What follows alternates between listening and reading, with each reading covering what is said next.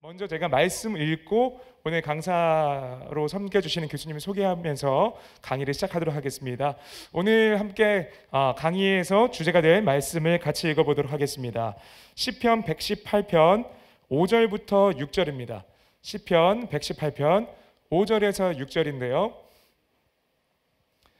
네, 우리 한 목소리로 각자의 처소이시지만 한 목소리로 함께 읽어보도록 하겠습니다.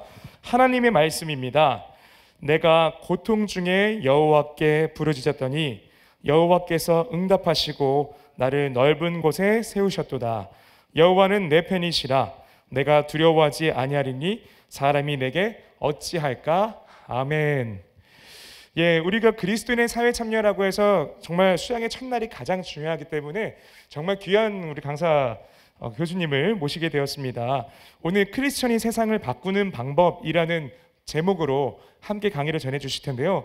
우리가 이미 작년에 대학부 연합 세계관 아카데미로 2번이나 배웠었지요. 어떻게 하면 성경적으로 살 수 있을까? 기독교인단 행동은 무엇일까? 크리스천답게 성경적으로 성공할 수 있는 그런 시선은 무엇일까? 등등 정말 우리의 삶의 정치, 경제, 문화, 예술 모든 영역 가운데서 하나님의 주권을 선포할 수 있는 그런 가치관을 저에게 알려주시는 교수님이십니다. 현재 울산대 교수님이시고 성경적 세계관 교육 아카데미 PLI 그리고 L정책연구원의 대표로 계시는 우리 이정훈 교수님이십니다. 우리 여러분의 각자의 자리에서 두 손 쭉 뻗으시고 우리 교수님께 축복하는 마음으로 축복송을 함께하며 이 자리를 모시도록 하겠습니다. 함께 우리 찬양합시다.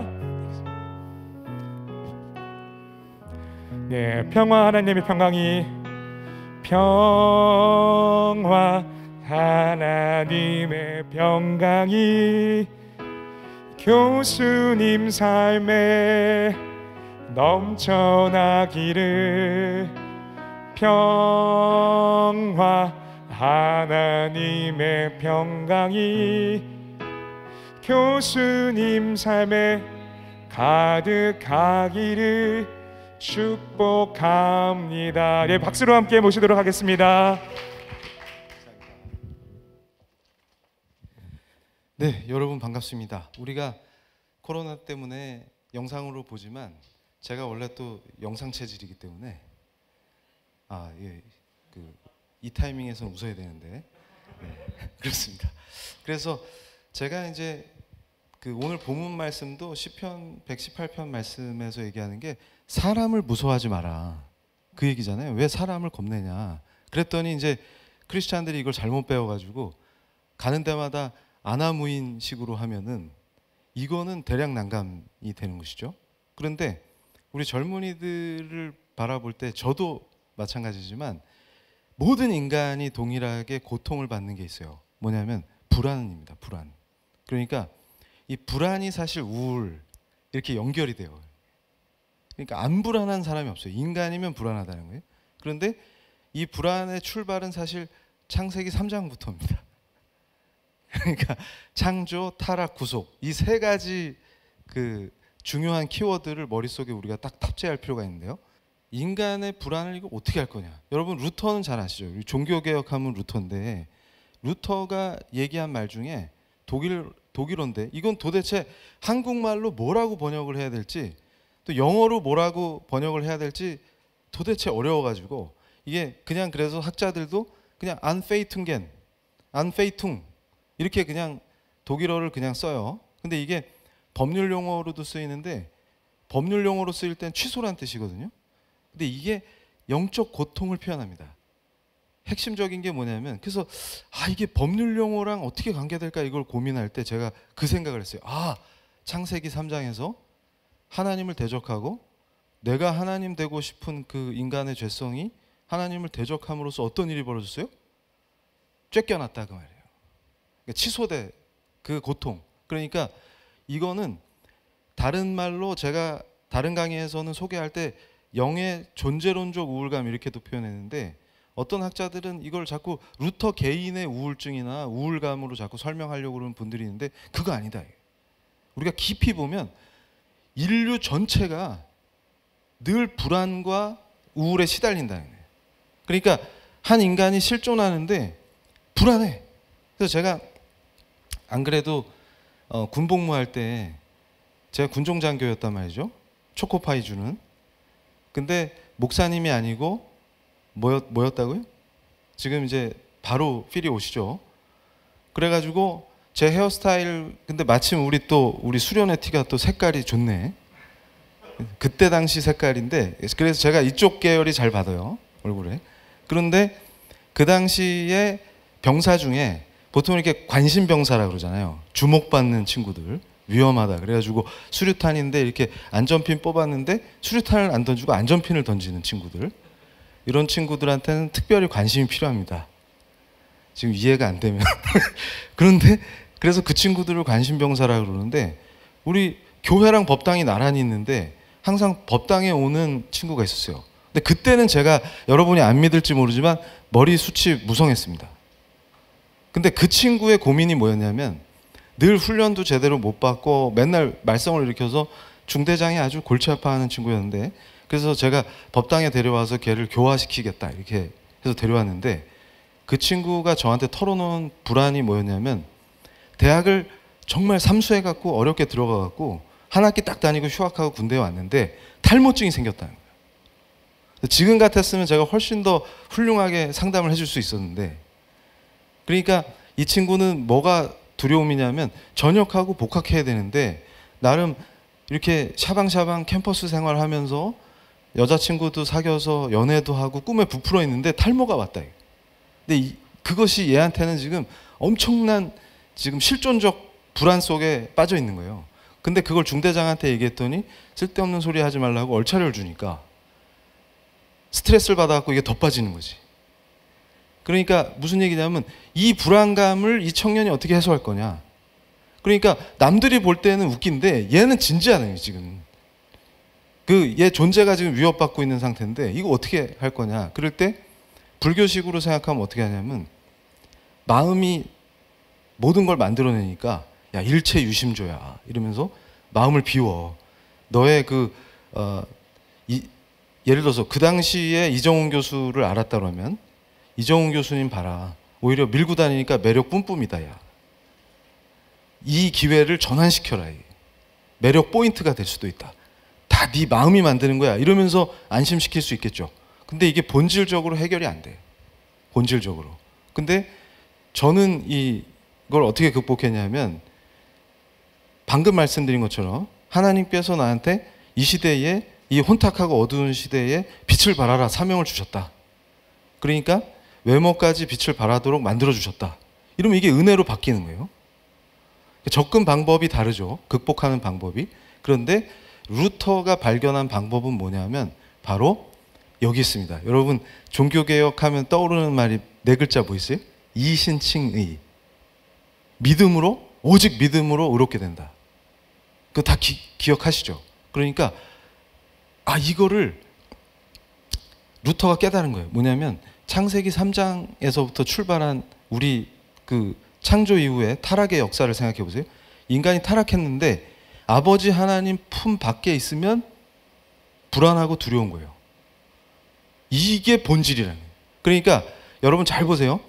우리는 하나님이 만들어주신 창조하신 피조물이기 때문에 그분 품에 있으면은 평화를 누리고 마음속에 기쁨이 샘솟고 즐겁고 행복하고 그 안에서 평화를 누려요. 화평을 이루는 거죠. 근데 그걸 뺏기면 어디서 뭘 하든 불안한 거예요. 근데 그게 해결되는 핵심이 어디냐면 예수 그리스도밖에 없는 거예요. 그 길밖에 없는 거예요. 유일하신 구세주시니까. 그러니까 지금 현대의 철학이나 여러 가지 사고들 또 세계관들 막 경쟁하잖아요. 그런데 여러분 한번 생각해 보세요. 우리는 성경대로 창조되었다고 생각합니다. 그러니까 루터가 내놓은 해결책과 우리가 함께 갈 수 있어요. 근데 반대로 우리가 진화됐다라고 생각하는 세계관을 갖고 있는 사람은 우연히 모든 걸 지배해버리기 때문에, 그러면 여러분이 진화되냐 진화 안 되냐를 누가 결정해요? 우연에 의해서, 그냥 그 상황에 의해서 진화되는 거예요. 그러면 어떻게 돼요? 그게 초불안과 초우울, 인간을 죽여버리는 거죠. 그러니까 무슨 얘기냐면 이게 본질적으로 창조주 하나님 품으로 우리가 복귀해야만 그 불안을 떨쳐낼 수가 있어요. 그런데 여러분들을 꼬드기는 현대의 인기 끄는 사상이든 이데올로기든 뭐 철학이든 뭐가 됐든 그런 애들은 뭘 가르쳐 주냐면 예수 없이 괜찮아.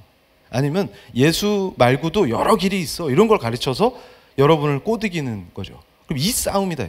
근데 우리는 중심을 잡고 믿음으로 의롭게 된다 그러니까 뭘 믿는 거예요? 그걸 생각해요.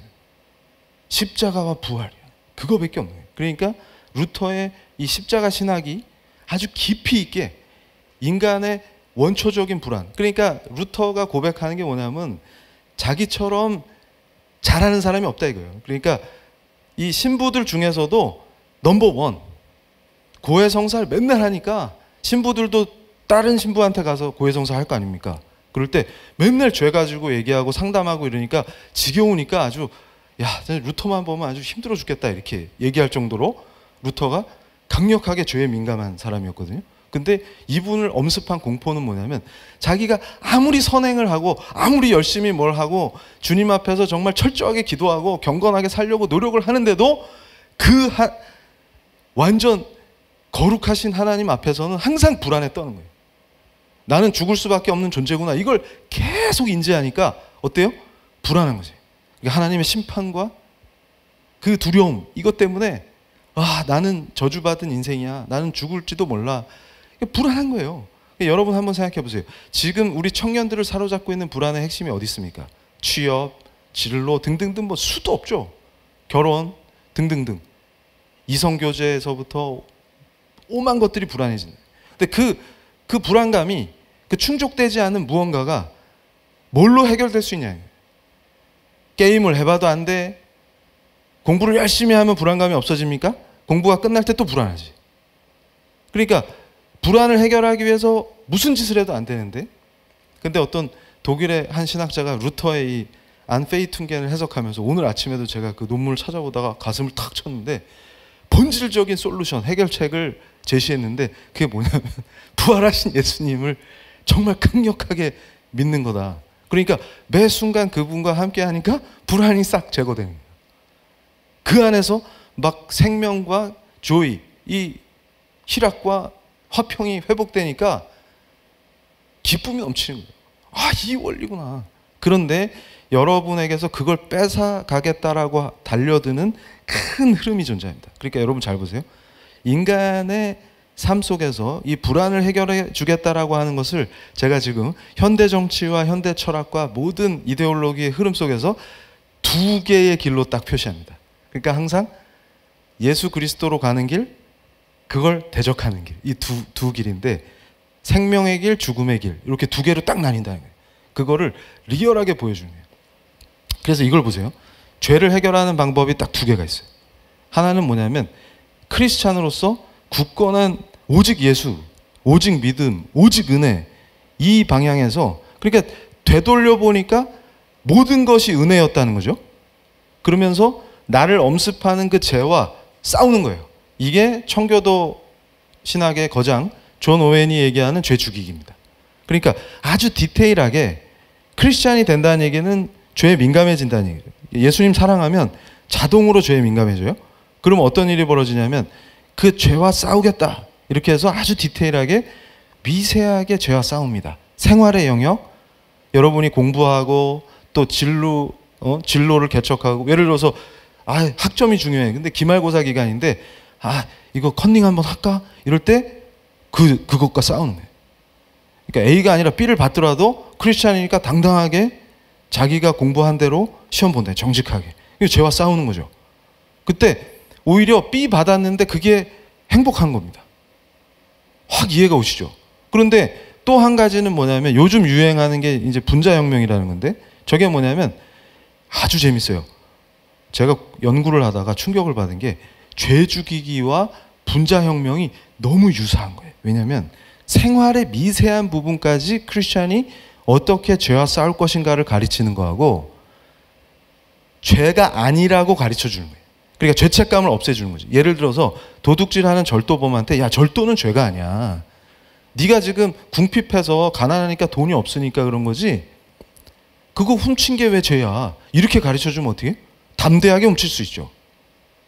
그런데 짱발짱도 충격받은 게 뭐였어요? 아무도 은초태 훔쳤을 때 자기한테 그런 말을 해준 사람이 없다는 거 아닙니까? 그러니까 우리가 착각하는 게 사랑을 베풀어 주는 것과 죄가 아니라고 해서 죄책감을 없애주는 걸 구분을 못해요. 그러니까 이 시대의 거짓 교사들이 뭘 가르쳐 주냐면 이 젊은이들과 크리스찬들에게 야, 죄에 민감해져서 그 죄와 싸우라고 가르치는 게 아니라 그거 죄가 아니래 이렇게 가르쳐 줘. 성경에선 분명히 죄라고 하는 것들을 죄가 아니래 이렇게 가르치면 어떻게 돼요? 죄책감 없이 죄를 짓게 되죠. 그러면 이게 무슨 길일까요? 죽음의 길이에요. 그러니까 저 분자혁명이라는 게 뭐냐면 아주 그 내밀하고 은밀한 가정생활, 부부의 침실, 그 다음에 심지어는 남녀가 갖는 성관계, 그 구성, 그 다음에 우리가 가족을 어떻게 구성할지, 결혼을 어떻게 해야 될지, 누구를 부부라고 부르는지 이런 것들에 대해서 혁명적으로 기존의 관습과 기존의 규범과 이런 거 다 해체해버려라 그거예요. 그러니까 예를 들면 예전에 그 기독교 모 대학 포항시에 있다 그러면 다 알죠? 거기서 난리 났던 게 뭐예요? 폴리아모리 그런 게 뭐예요? 왜 한 남자와 한 여자만 가정을 이루어야 되냐? 여럿이 하니까 행복해? 그래서 제가 얼마 전에 어떤 다른 교회에서 강의할 때 그 얘기를 해드렸어요. 여러분 사랑 좋죠? 사랑엔 국경도 없는데 에브리바디 모두가 사랑하면 좋은 거예요? 그래서 그걸 오해해가지고 어떻게 돼요? 그러면 온 동네 사람들이 옆집 아줌마 뒷집 아저씨 할 것 없이 모두가 불륜관계야.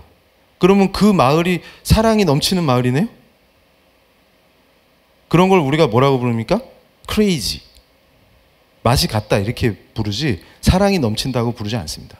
그러니까 무슨 얘기냐면 이런 식으로 미쳐가는 거예요. 그러니까 왜 꼭 한 남자 한 여자여야 돼? 이해가 되세요? 왜? 그 근거는 어디 있어요? 성경이 그렇게 가르친다. 이게 법의 본질입니다. 규범의 본질이고. 근데 우리가 이것과 대적하니까 어떤 일이 벌어져요? 꼭 그럴 필요 없대. 여럿이 모여 사니까 자유롭고 너무 좋아. 해방이야 이게. 이게 진짜 혁명이야.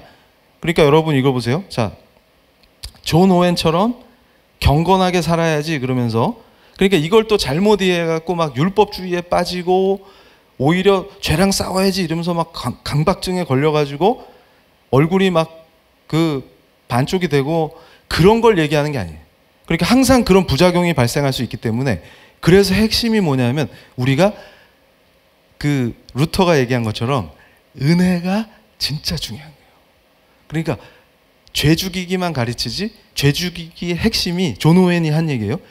은혜 살림 이렇게 그 영어 단어를 제가 그 다르게 어떻게 번역할 수가 없어가지고 유정모 교수라는 신학자가 역사 신학자가 번역한 걸 그대로 쓰는 거예요. 은혜 살림 이렇게 표현하면 대박이에요. 그러니까 죄를 어떻게 죽이냐면 내 힘과 내 능력과 내 노력으로 죽이는 게 아니에요. 그러니까 루터가 다 해봤어.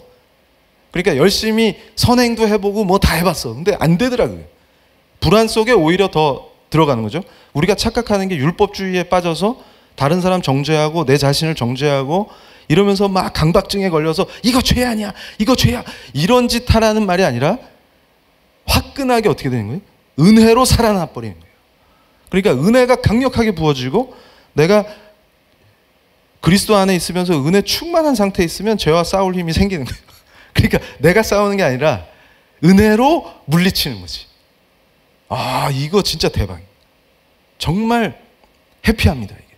그러니까 조이가 넘쳐나요 생명이. 그러니까 어떻게 돼요? 제가 맨날 스케줄에 시달리면서도 이렇게 하나님의 귀염둥이로 늘 빛을 발하는 그 비결이 어디서 나오는 거예요? 거기서 나오는 거예요. 은혜가 부어주니까 감당이 안 되는 거예요.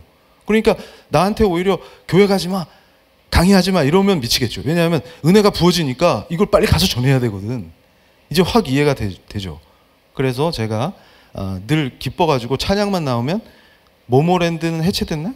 근데 저한테서 뿜뿜 이게 모모랜드 뿜뿜이 아니라 은혜의 뿜뿜 이게 된다는 것이죠. 그래서 이 구조에서 우리가 은혜로 살아나는 거를 존 오웬이 얘기한 거구나 그렇게 이해하셔야 돼요. 그러니까 청년들이 잘못해서 강박으로 가면 안 된다. 그러니까 다음 페이지 보여주세요. 그래서 제가 강조하는 게 뭐냐면 자 우리가 진짜 조심해야 되는 게 이 현대의 여러분들을 낚아채서 죽음의 길로 인도하려고 하는 수많은 거짓 교사들이 뭘 얘기하냐면, 자 보세요. 로마서 2장 15절을 보세요. 양심의 증거가 되니까 그 생각들이 서로 혹은 고발하여 변명해서 마음에 새긴 율법의 행위를 나타내느니라. 그러니까 기독교인이 아니고 성경과 무관하게 사는 이교도들도 사랑하는 아내를 두고 불륜을 저질렀을 때 양심이 찔릴까요? 안 찔릴까요? 찔린다고. 그리고 바람 피운 사람이 본인도 괴로워. 이미 안 괴로워요 하는 애는 그 디모데전서 4장에 나오는 애고, 로마서 2장 15절에 나오는 친구는 하나님을 안 믿는 이교도일지라도 어떤 거예요? 내가 내 배우자를 배반했을 때 양심의 가책이 가슴을 찌르는 겁니다. 그리고 고통받는 아내를 볼 때 미안하고 괴롭고, 이게 같이 고통의 나락으로 떨어지게 돼 있어요. 이게 원래 인간이에요. 왜냐하면 하나님께서 인간을 그렇게 창조하셨기 때문에 그 인간에게 안 믿는, 너 인간이야 그러면 오케이, 인간이라면 양심을 탑재할 수 있게 만들어주셨다. 이게 하나님의 형상을 닮은 인간의 특징입니다. 그렇기 때문에 법이 존재할 수 있어요. 제가 법철학자잖아요. 그러니까 기독교가 전파되지 않은 곳에도 가보면 법이 있잖아요. 그 근거가 어디냐면 무엇은 옳고 무엇은 그르다라고 하는 그 규범이 존재합니다.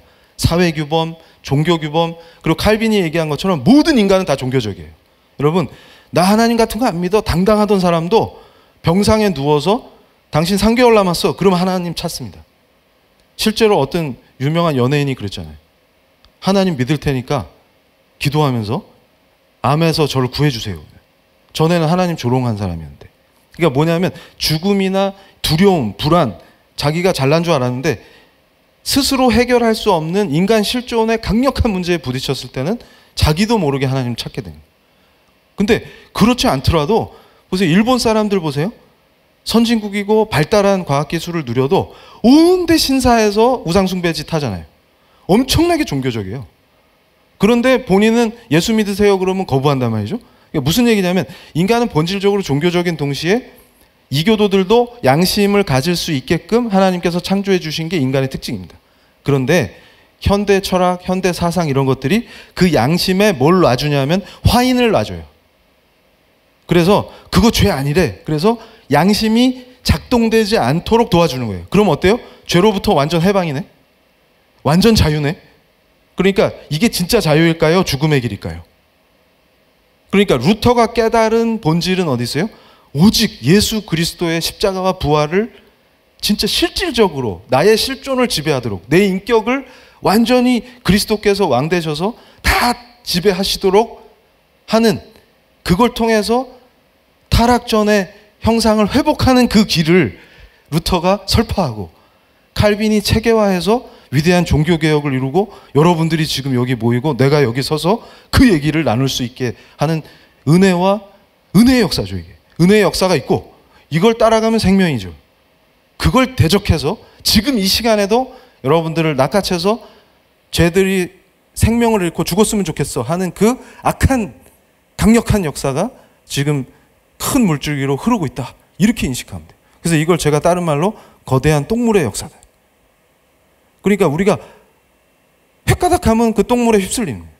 근데 우리는 어떤 존재냐면 방주 안에서 시간과 공간을 탁월하게 다른 차원을 갖는 거예요.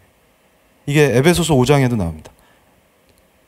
악하니까 때를 아껴라 이렇게 하시는 말씀이 뭐냐면 하나님의 시간은 다르다. 우리는 시공간이 달라진다. 그 뜻이에요. 시류에 편승해서 그 똥물의 흐름을 타지 말라는 거예요. 자, 이걸 제가 강조해요.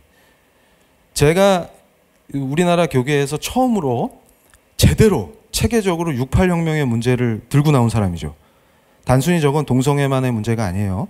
저게 이제 아까 제가 소개한 분자혁명으로까지 갑니다. 그러니까 생활세계 전반을 다 혁명적으로 뒤엎어. 너를 얽매는 모든 권위, 규범 이런 거 다 해체해. 근데 규범을 해체한다는 말은 양심에 화인 놓는다 그 말이잖아요.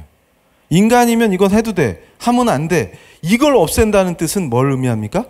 그건 인간 해방이 아니라 죄로부터의 해방이 아니라 양심에 화인을 놔주는 방향이었다는 거예요. 그래서 그 대표적인 정치운동이 중국에서 일어났던 문화혁명입니다.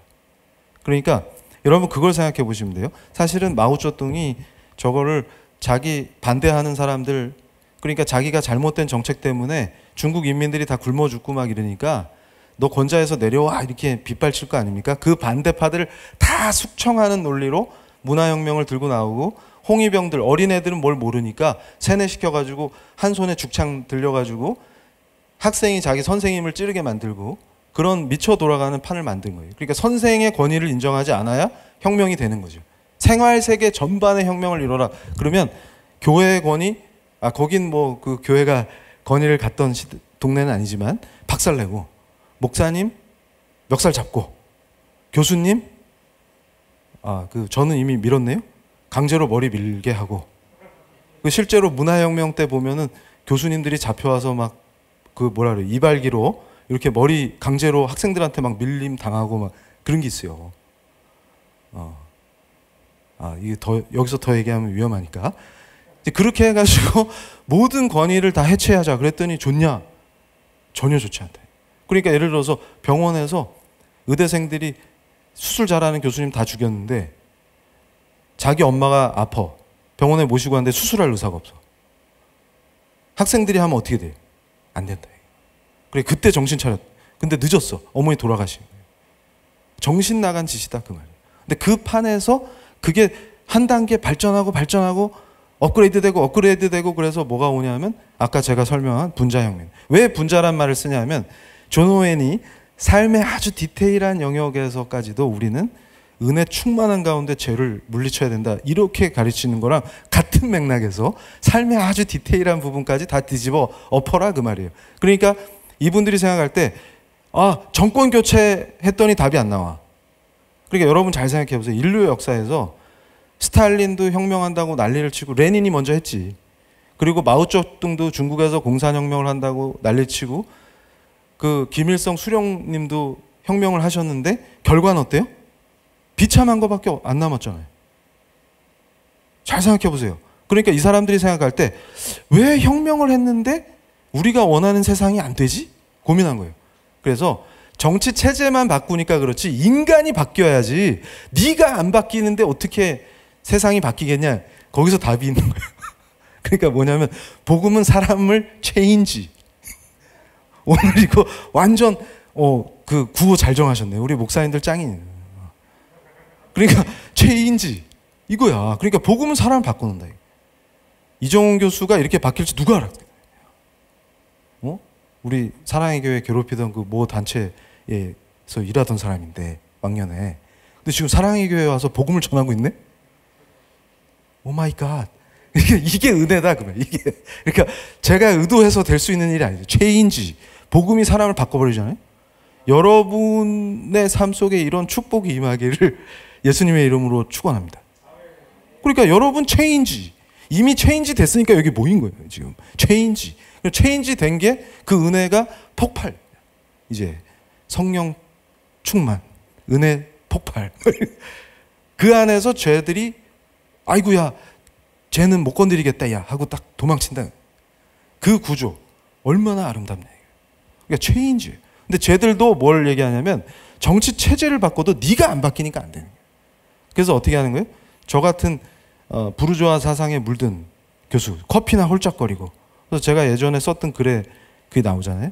프랑스의 알랭 바디우 교수라는 사람이 철학자인데 다리 꼬고 맨날 그 우리나라에서 그 한겨레 기자랑 뭐 이렇게 파리에서 만나갖고, 파리 가면은 이게 그 에스프레소를 주로 먹잖아요. 유럽은. 그러니까 그거 홀짝거리면서 뭐 나는 진정한 마오이스트야 막 이러는데, 그래서 제가 하는 얘기가 교수님 그때 진짜 마오 있을 때 가시면 비행기 착륙하는 즉시 돌아가시는 거예요. 제가 평소에는 이걸 또 세게 얘기합니다. 뒤 땡땡 하시는 거예요. 이러는데 여기 이제 교회니까 품위 있게 돌아가시는 거예요. 이렇게 얘기를 하는 거예요. 학살의 대상이 되는 거예요. 그러니까 예를 들어서 마오쩌둥과 그 혁명 동지들은 어떻게 생각하냐면, 야 이정훈 교수 저런 애를 언제 설득해? 왜 설득하십니까? 죽이면 되는데. 이게 간단하잖아요. 그러니까 그 부르주아 썩어 빠진 서구 그런 문화에 잘못 빠져서 거기 익숙한 애는 설득할 필요 없이 그냥 죽이면 돼요. 그게 쟤네들이 만든 피비린내 나는 혁명이에요. 그런데 뭐가 바뀌었어요? 뭐가 체인지? 그걸 잘 생각해 보세요. 그러니까 양심에 화인 놓아서 인간을 체인지하겠다라고 하는 저들의 혁명과 우리는 복음으로 개혁돼서 영원한 생명을 누리는 체인지. 이 두 개의 체인지가 길이 있구나. 그럼 우리는 생명의 길을 타고 간다. 오직 말씀으로. 그러니까 거기서 부어지는 오직 은혜, 오직 예수, 오직 하나님께 영광, 이 라인을 타는 거예요. 그래서 제가 이걸 그렇게 해서 쟤네들이 뭐 분자 혁명을 해, 뭔 혁명을 해, 그래가지고 만든 사회가 뭐냐. 그래서 저게 이제 넷플릭스 드라마인데, 우리 교수님은 맨날 숨어서 넷플릭스만 보시나 봐. 그렇지 않습니다. 주로 이제 연구를 하고 가끔 넷플릭스를 본다. 근데 그거는 이제 넷플릭스를 보는 거는 좋아서 본다기보다는 교회에서 거짓말하면 안 됩니다. 근데 물론 재미도 있죠. 근데 이제 이건 재미없어요.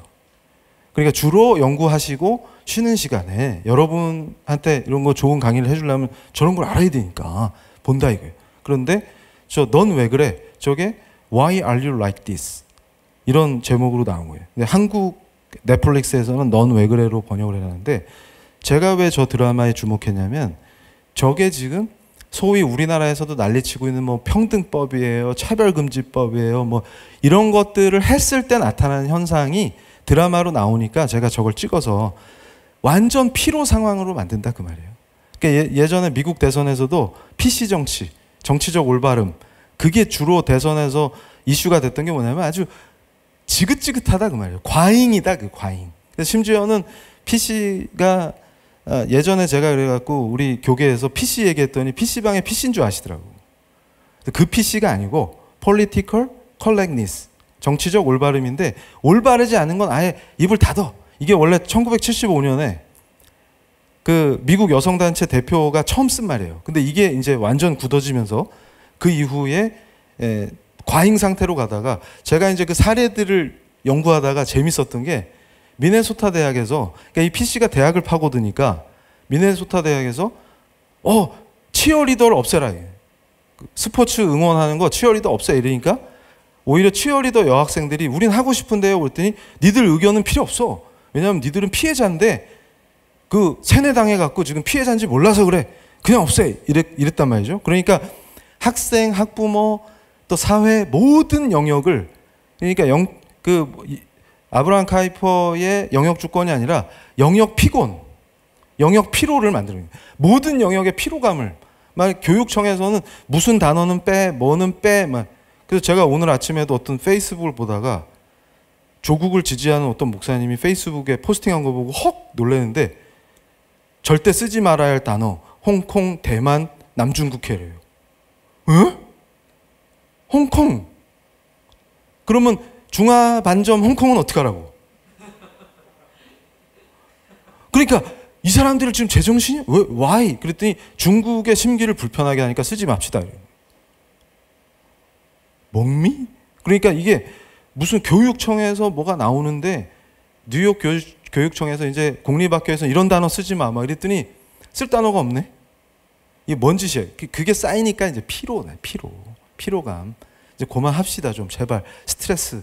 그러니까 넌 왜 그래의 내용도 뭐냐면, 본인이 소수자라고 주장하는 친구 셋이 베프인데 셋이서 같이 살아요. 그런데 이 친구 중에 그 여자분이 있는데, 이분이 이제 회사에 가가지고 여기가 이제 컴퓨터 관련 IT 회사이기 때문에 공대 오빠야, 동료가. 그러니까 이 남자분이 일체 세상 일에 관심이 없는 분이에요. 그러니까 집 회사 이것만 하는 분인데, 그분한테 계속 그 동성애 컨텐츠를 전해주는 거예요. 그랬더니 이분이 난 이런 거 관심 없어요 이렇게 얘기했더니 얘 동성애 혐오자야 이래가지고 상사한테 고발한 거예요. 근데 상사가 조사해 보니까 얘는 그냥 세상에 무관심한 애일 뿐이었어.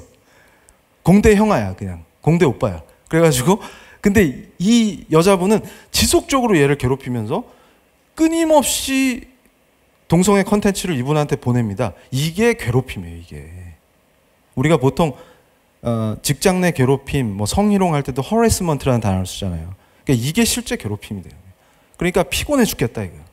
어쩌다 이런 사회가 됐냐. 그러니까 예를 들어서 우리가 이슬람교도나 또 본인이 게이라고 주장하는 분이나 이런 분들을 개인적으로 우리가 이분들에 대해서 우리가 명확하게 성경적으로 그것이 특히 성적인 문제에 있어서는 죄라는 걸 인식하지만 인간적으로 그분들을 복음으로 이렇게 인도해드리기 위해서 도움도 드리고 또 예수님께 저분이 변화되도록 기도도 해드리고 이런 건 할 수 있지만 일종의 혐오자로 거기에 관심 없는 사람조차 다 뭘로 만들어요? 혐오자로 만들어버리고 그리고 실제 저 드라마에서는 또 같이 사는 친구 중에 이슬람 교도가 있는데 여러분들이 아시겠지만 이슬람 교도들도 다 탈레반 같은 분들만 있는 게 아니라 세속적인 분들도 있어요. 별로 이슬람이긴 한데 그렇게 뭐 이슬람 율법에 얽매이지 않고 막 세속적으로 사시는 분들이 있는데 거기 나오는 주인공 한 분이 그런데 근데 나 5번 기도해야 돼요 이러면서 회사 땡땡이 치고 막 이런 걸 반복하니까 회사에서 골치 아파 죽겠는 거예요. 근데 잘못 해고했다가는 소송당하니까 이런 피곤함이 막 엮여 있다고. 그런데 저 드라마 자체가 뭘 표현하고 있냐면 그만큼 지금 서구 사회가 그런 흐름 속에서 피로 상태에 놓여 있고 젊은이들에게 저걸 인기를 끄는 이유가 젊은이들이 학교, 직장 여러 가지 현장에서 저런 피로감을 느끼고 있다라는 뜻이에요. 그러니까 지금 한국 정치가 요동치는 것도 기성세대가 잘 인식 못하는 게 우리 젊은이들은 잘 알잖아요. 우리 젊은이들이 뭔가 정치적으로 구시대의 그 보수주의에 편입되는 그런 상황이 아니고 PC에 지쳤다. 그 PC가 내놓는 내로남불, 그 위선에 지쳤다. 이렇게 보는 게 맞는 거죠. 그러니까 오히려 공정이 사라져 버리니까. 그런데 그 상태에서 여러분이 이걸 보셔야 돼요. 이런 흐름 속에서 우리가 지금 현재 교회 안에서 일어나고 있는 것 중에서 크게 제가 2개를 뽑았어요. 뭐가 문제냐면 인간 중심으로 제가 칼빈을 좋아하는 거는 칼빈은 하나님 중심이에요. 그 얘기는 말씀 중심이라는 거죠. 그런데 인간 중심으로 구성하면 인간에게 복될 것 같죠. 그렇지 않다. 그리고 이 말씀 중심의 그 신학이 아니라 뭐 인문학적인 관점에서 성경을 난도질하고 이런 것들이 판을 치면서 자유주의 신학이 외치는 개혁의 흐름이 있어요. 그러니까 이분들이 참 재밌는 게 교회에서는 정치적인 얘기 하지 마 이러면서 이분들이 추진하는 거는 특정 정치 세력, 그러니까 PC 정치나 기존의 서구권에서 유행했던 68의 계승 이런 것들을 청년들한테 가르친다 그 말이에요. 그러니까 저도 지금 계속 논쟁해 왔는데 저는 68을 하나님을 대적하는 흐름으로 가르치는데 저를 비판하는 몇몇 교수들은 68 너무 좋은 건데 이 교수가 헤어스타일만 이상한 게 아니라 사고가 이상해서 그래.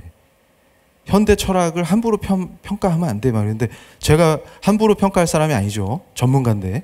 그러니까 크리스찬 전문가로서 봤을 때 이건 명백하게 하나님을 대적하고 성경적 세계관을 파괴하기 위한 도전이다.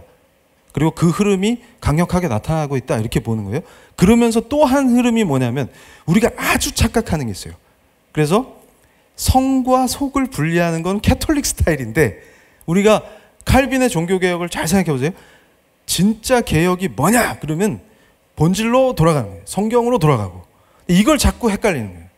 그러니까 자 제가 우리 그 개혁교회를 다니는 우리 크리스찬 청년들을 만나서 얘기할 때도 제가 충격을 받았는데 친구들이 그러는 거예요. 아유 교수님 저는요 회사는요 먹고 살려고 그냥 다니는 거고요.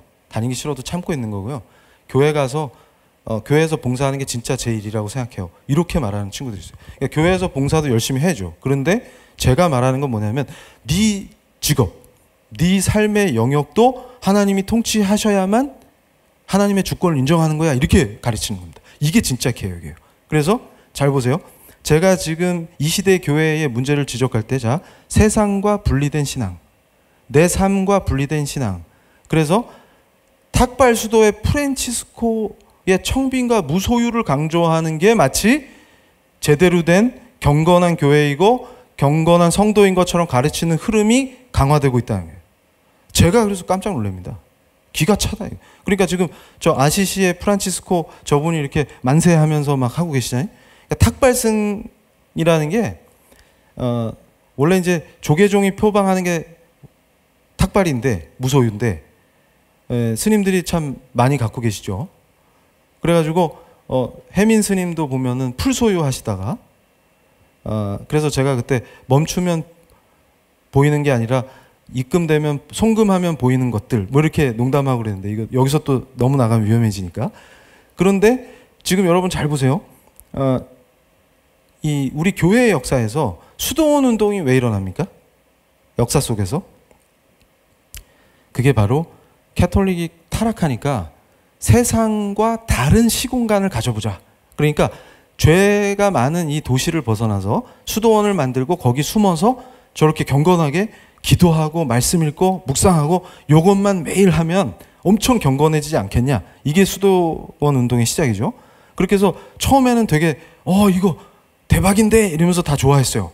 경건해지고 좋다야 그랬는데 어떤 부작용이 생겼어요?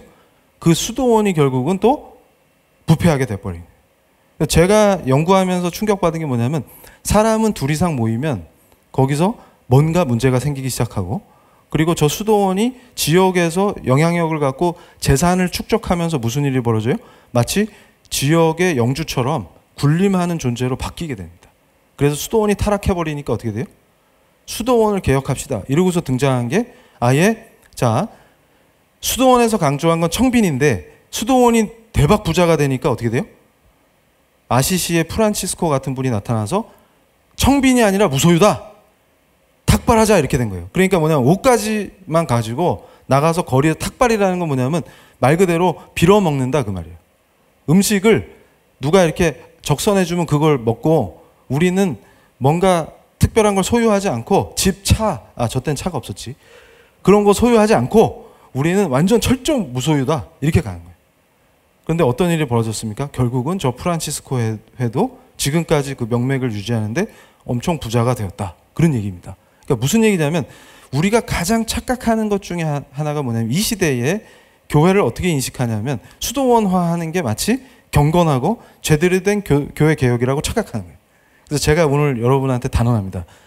세상을 어떻게 바꿉니까? 더럽고 부패한 사회를 어떻게 개혁합니까? 개혁된 성도가 영역에 들어가서 바꾸는 겁니다. 그래서 제가 강조하는 게 뭐냐면, 개혁된 성도가 사회를 개혁할 수 있다. 그렇지 않으면 정치, 경제, 사회, 문화 전반에서 개혁 웃기지 마라. 안 된다. 그러니까 그 개혁된 개인이 매우 중요합니다. 그런데 그 개인들이 공화적 관점에서 내 이익과 이것만 탐하는 게 아니라 말씀으로 양육된 그 탁월한 리더들이 세상을 바꾸는 거예요. 그러니까 여러분이 그걸 생각해요. 그래서 저랑 헤어스타일이 같은 저 웨인 그루덴 박사가 쓴 책, 저걸 제가 늘 강조하죠. 하나님을 영화롭게 하는 비즈니스.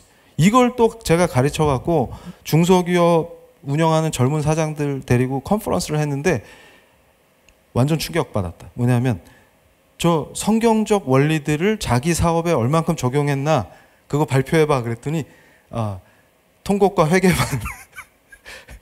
이 정도였단 말인가 이러면서. 그러니까 무슨 얘기냐면, 그게 돼야 그게 개혁이다. 그러니까 늘 내가 하던 식대로 하는데 갖다 붙이는 게 아니라, 그래서 제가 그럽니다. 자, 우리는 직장에 파손된 선교사야 이렇게 하고, 자, 짝짝짝 박수 쳤는데 3개월 뒤에 가보니까 그 김 과장님이 왕따 당하고 있어.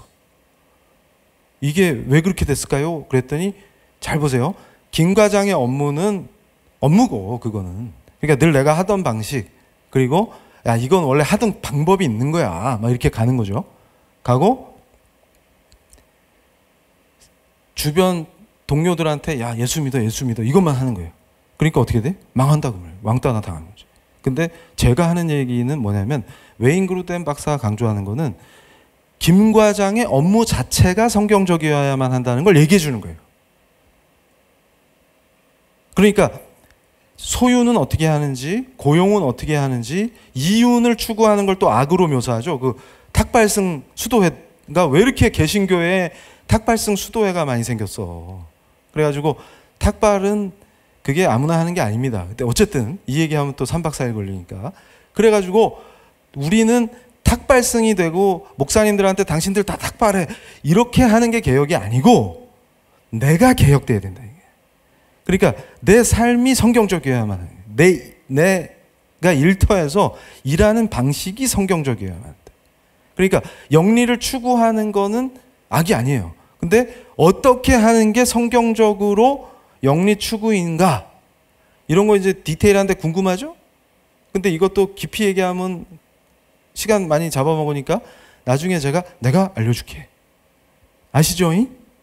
거기 내 강의를 또 들으면 되고 거기서 이제 내가 디테일하게 알려줄 거기 때문에 그러니까 여러분이 이게 소유와 영리 추구 이런 것들도 성경적으로 해야 그게 개혁된 크리스찬 진짜 참 복음에 제대로 된 크리스찬의 길을 가는구나 이걸 우리가 명심해요. 그러니까 저는 교수도 성경적으로 해야 되고 당연히 우리가 여기 지금은 코로나 때문에 못 모이지만 모여서 예배드리고 하는 그런 거 당연히 성경적이지만 그 모든 삶의 영역이 다 하나님의 주권을 인정한다는 것은 그의 통치가 임하고 내가 성경적으로 할 때 그 주권을 인정하게 되는 것입니다. 그러니까 이 영역은 예수님 간섭하지 마세요. 이게 뭐예요?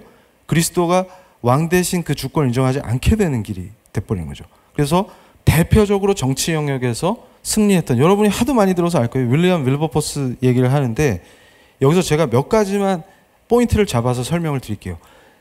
하나님 앞에서 사명을 주셨는데 하나는 노예무역을 폐지하는 것과 근데 결국은 노예제 자체를 폐지해야 되겠죠. 무역만 폐지하면 안 되고 그리고 영국이라는 나라의 관습을 개혁하는 것이다. 이렇게 얘기하죠.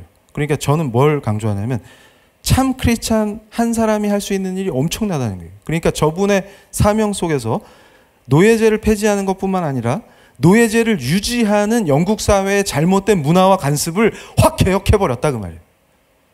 그런데 혼자 한 게 아니라 뜻을 같이 하는 크리스찬들의 모임 그 공동체가 중요합니다. 그러니까 여러분들이 지금 이 대학부 이 공동체도 클레판 공동체처럼 그런 공동체가 돼요. 다음 페이지. 그래서 제가 강조하는 게 뭐냐면 저 윌버포스도 뭘 고민했냐면 이렇게 더러운 정치판에 있으니까 이건 안 되겠다. 하나님을 위해서 살려면 정치판을 떠나서 한적한 곳에 숨어서 매일 말씀 읽기와 묵상, 경건 이런 것만 해야 되겠다.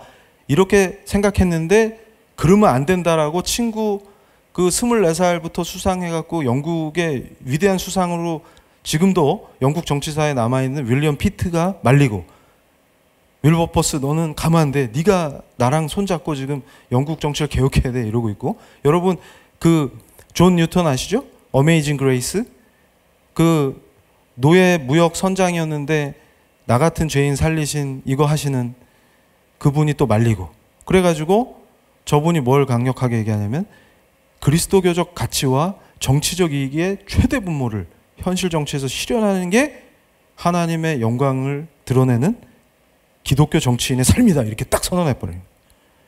저걸 여러분들이 보셔야 됩니다.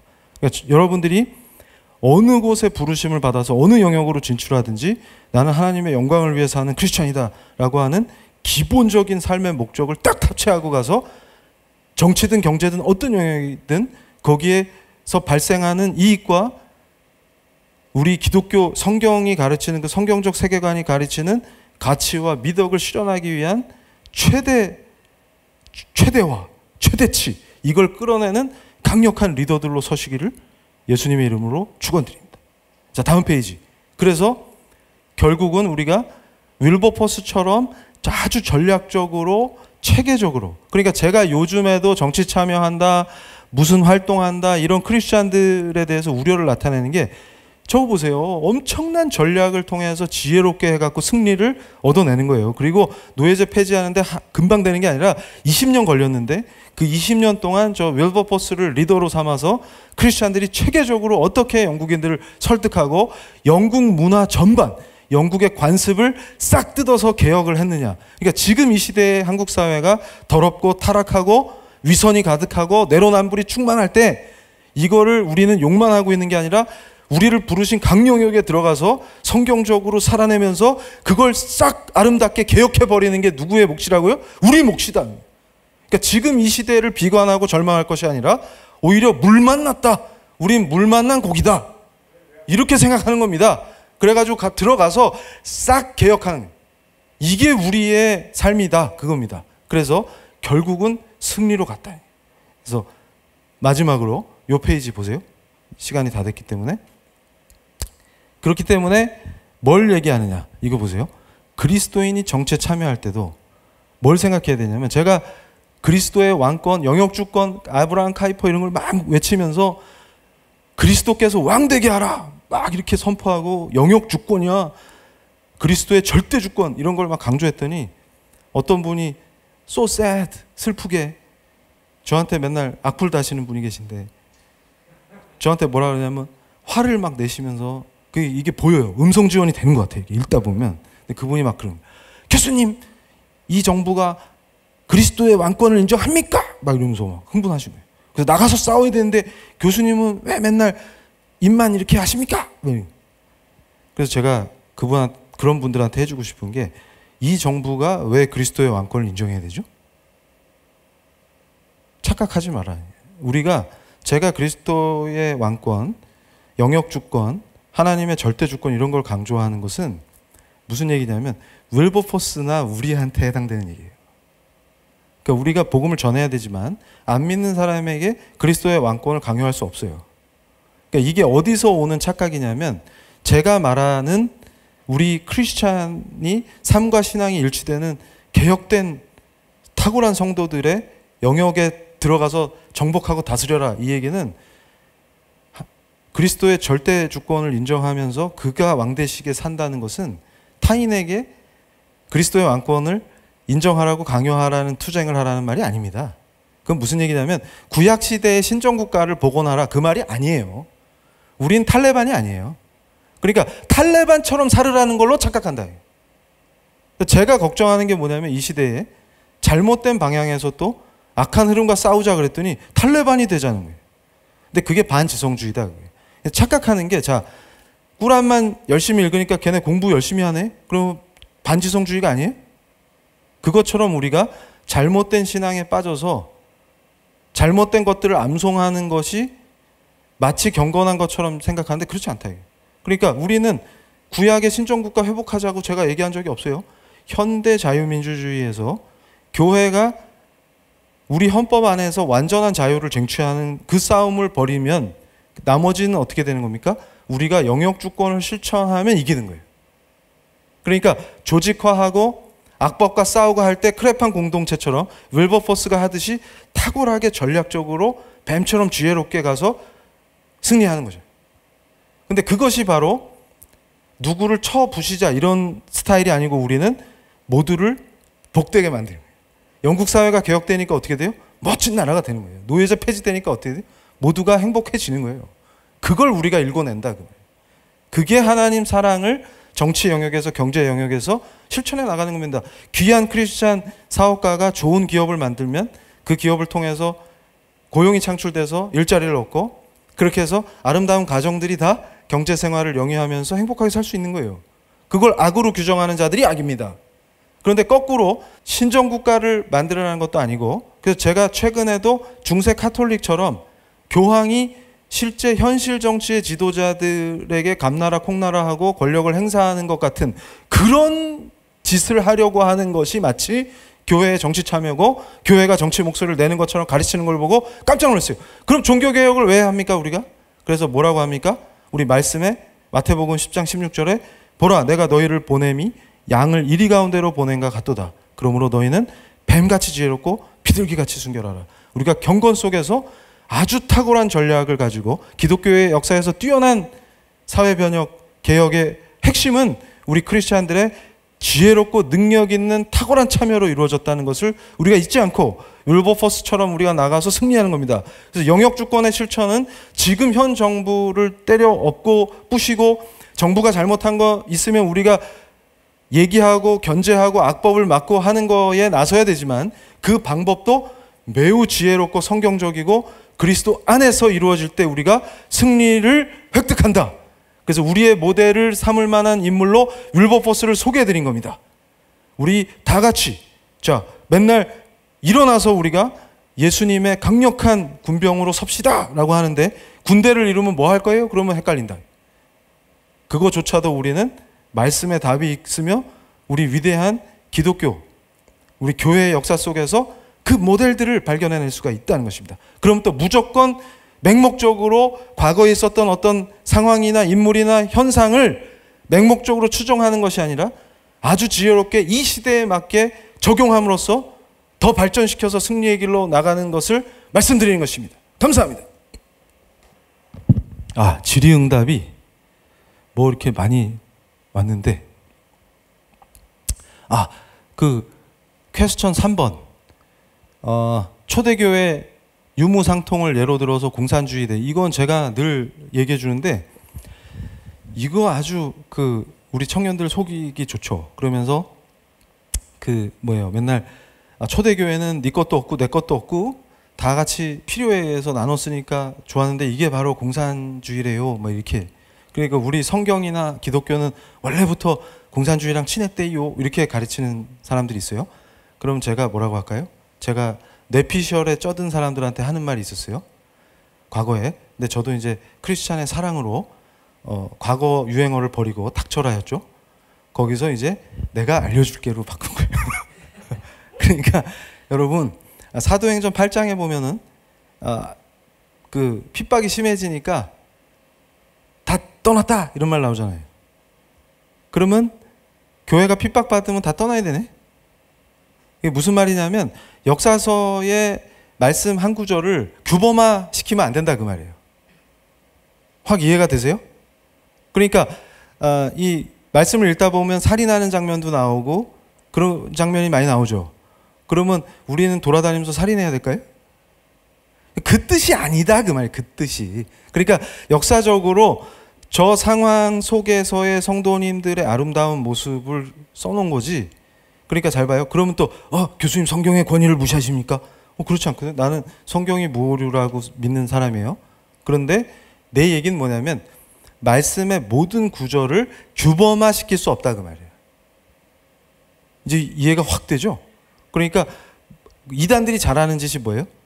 그건 성경의 권위를 인정하고 말고의 의미하고 다른 거예요. 신천지는 14만 4천 명이 되면은 계시록에 14만 4천 숫자가 나오죠.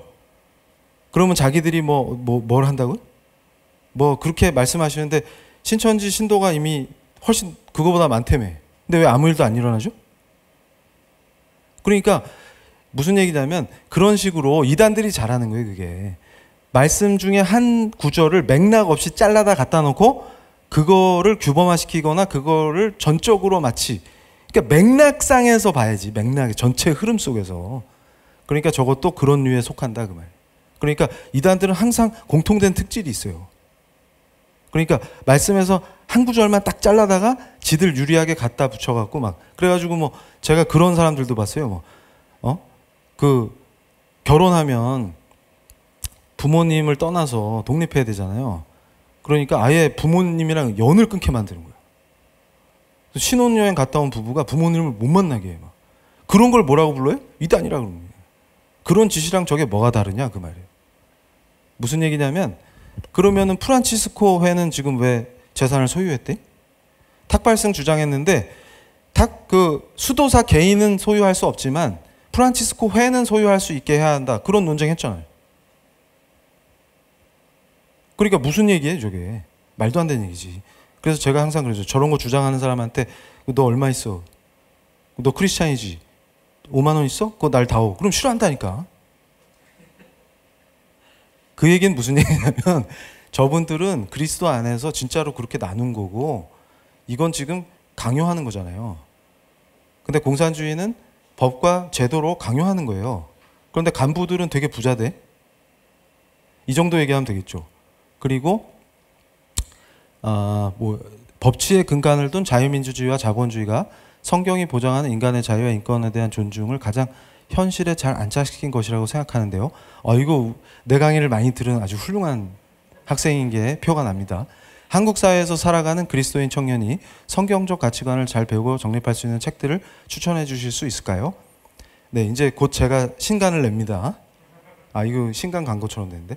근데 제가 이제 오늘 시간에 쫓기면서 말씀드리면서 약간 스킵한 면이 있는데 여러분 잘 생각해 보세요. 결국은 우리의 불안과 고통, 그 문제를 다 해결하는 게 십자가와 부활, 우리 그 예수 그리스도를 강력하게 믿는 그 믿음으로부터 우리가 의로워진다 이렇게 설명을 했잖아요. 근데 그렇지 않은 사람들은 잘 보세요. 내가 탁발을 한다든지 루터가 괴로워한 것처럼 뭔가 수도사로서 뭔가를 헌신한다든지 이렇게 공로를 통해서 뭔가를 얻으려고 하는 그런 패턴들이 있어요. 그런데 저는 뭐냐면 행동하지 말고 방에 엎드려가지고 아, 난 믿으니까 이신칭이 이런 거 하라는 말이 아니라 진짜로 믿음이 강력한 사람은 반드시 행동하게 돼 있습니다.